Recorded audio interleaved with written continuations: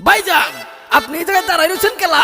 কেন কি হয়েছে? আজকে তো 31st নাইট, চলেন ডিজে হয়ে যান, চলো।